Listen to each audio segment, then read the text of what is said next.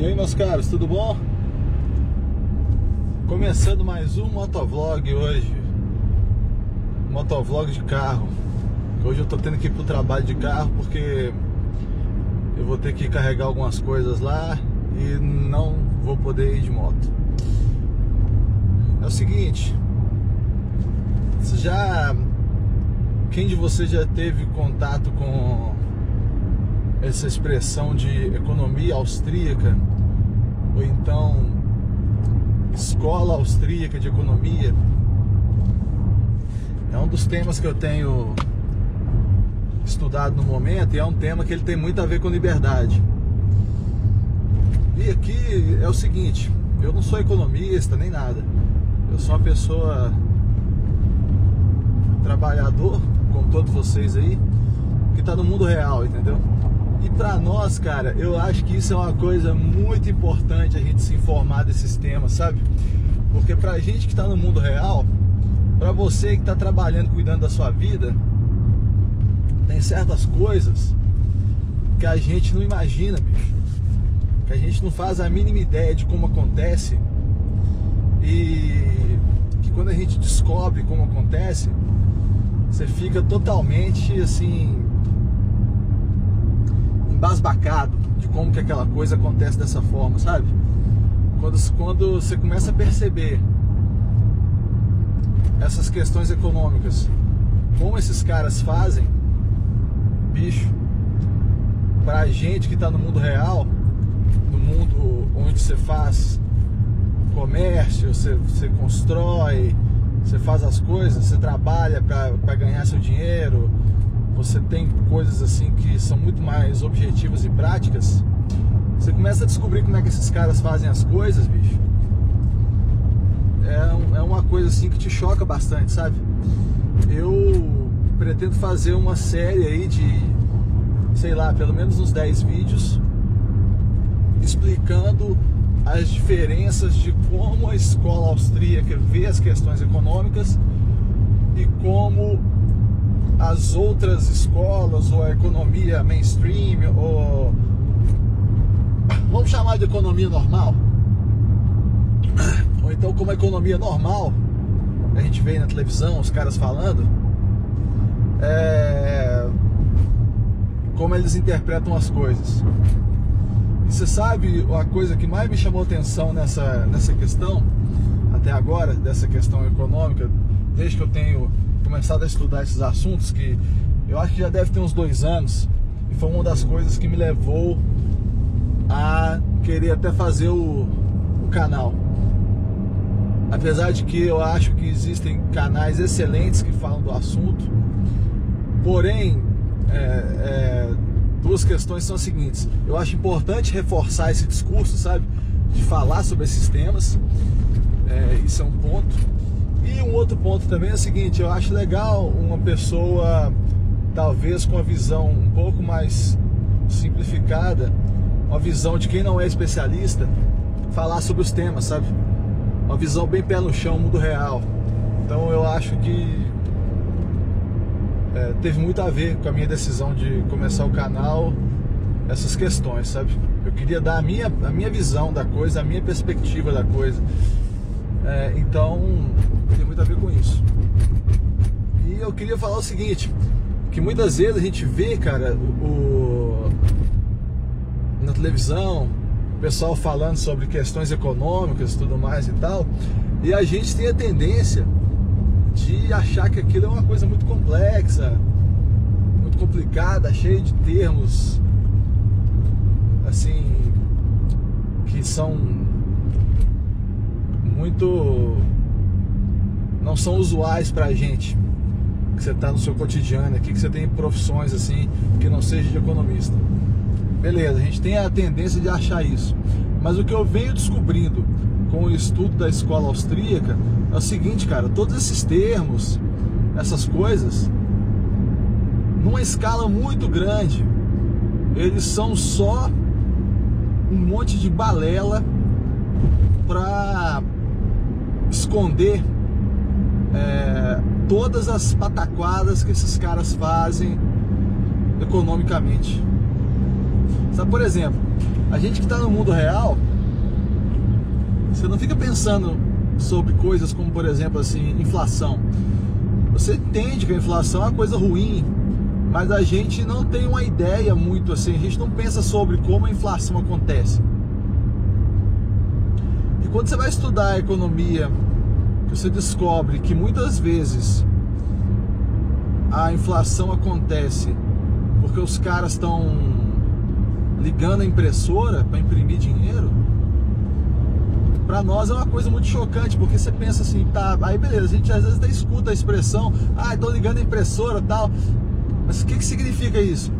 Significa que os caras estão imprimindo dinheiro e aquele dinheiro ali, aquilo ali é só papel, aquilo não tem valor. Então, quando você pensa nessas questões, você fala assim, mas como assim, cara? Aquilo ali é só papel, não tem nada dando uma garantia daquilo por trás e tal. E aí você percebe que não tem, velho. E aí, uma das coisas que assim, te leva a pensar o seguinte: como é que esses caras têm coragem de fazer isso, bicho? A única coisa que eu posso pensar nesse sentido é que esses caras estão envolvidos aí, eles estão inseridos numa bolha que logicamente isso aí já vem de séculos, né, de uma tradição. Não quero dizer que os caras estão lá, que são de famílias que estão lá há séculos, porque isso é uma coisa que eu não acredito.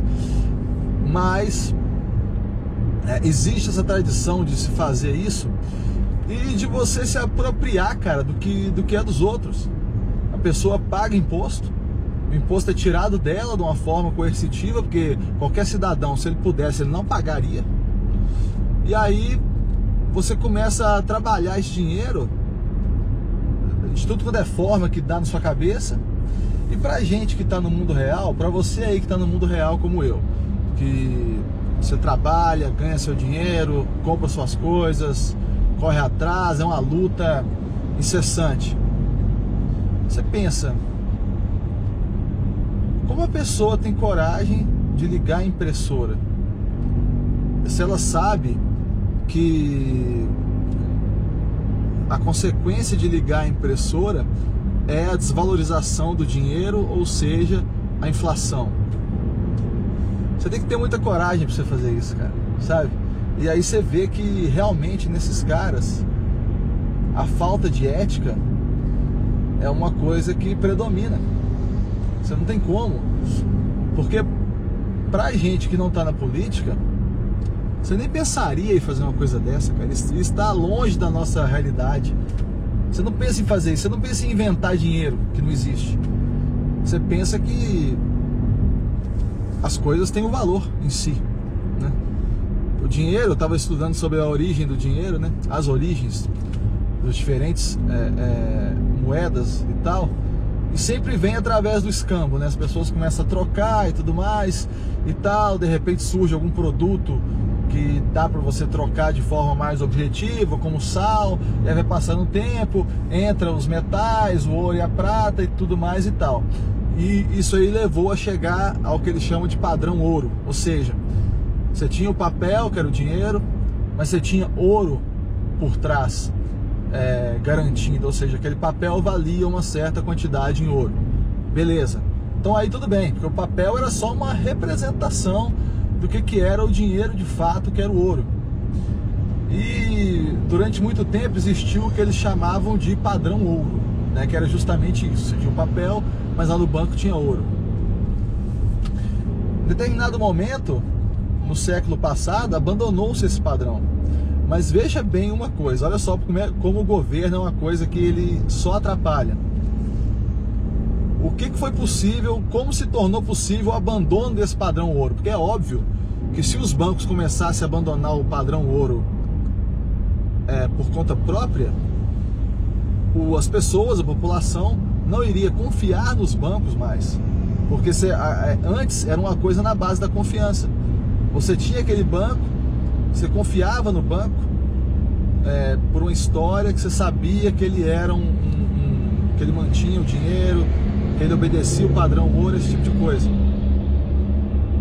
Mas aí o governo entra na jogada e faz leis para obrigar tanto o uso da moeda fiduciária, que são o dinheiro, né, o real no nosso caso aqui, quanto o abandono do padrão ouro. E aí que surge essa possibilidade de você imprimir dinheiro do nada, porque você não precisa mais que exista o lastro, você não precisa mais que exista uma garantia de que exista por trás uma coisa que tem valor real. Você passa, o dinheiro passa a não ter mais o valor real. Você pode dizer até que ele tem valor subjetivo. E daí, por ele ter valor subjetivo, ele pode perder valor e ocorre a inflação, que é uma coisa ruim de qualquer forma que você analisar. E aí, cara, você pega esses economistas mainstream, vão ter alguns deles que vão até virar para você e falar que a inflação pode ser uma coisa boa, que pode estimular o consumo, que vai estimular o crescimento e tudo mais. E volta naquele ponto que eu estava falando. Isso aí nada mais são que mentiras para esconder esse tipo de coisa que eles fazem. Se você pensa no mercado sem interferência do governo, quem teria coragem de colocar o seu dinheiro num banco que não garantiria esse dinheiro? Ninguém teria coragem de fazer isso. Mas o que acontece hoje é isso. Eu não sei o percentual que é isso hoje, mas acredito eu que se 30% dos correntistas de qualquer banco tentarem sacar o dinheiro, não vai ter dinheiro para todo mundo. Depois eu vou trazer esse dado, eu vou pesquisar esse dado e vou trazer. Mas então é isso, gente. Eu quero fazer esses vídeos, vão ser pelo menos 10 vídeos. Hoje foi só um vídeo introdutório do que é isso que eu estou pretendendo fazer, de comparação de visão de escola austríaca com visão das outras áreas econômicas, que na verdade você não deveria nem chamar de economia. Sabe o que me parece essa visão das outras escolas? São esquemas, sabe? Esquemas para que os bancos fazem juntamente com o governo para fazer a coisa do jeito que eles querem fazer e tirando valor da população. Agora, na minha visão, quem é o pior nessa equação? Os bancos ou o governo? Na minha visão, é o governo, porque quem tem o poder para fazer as coisas é só o governo. Os bancos, se eles estivessem sozinhos, eles não conseguiriam fazer isso, porque pela concorrência seria impossível.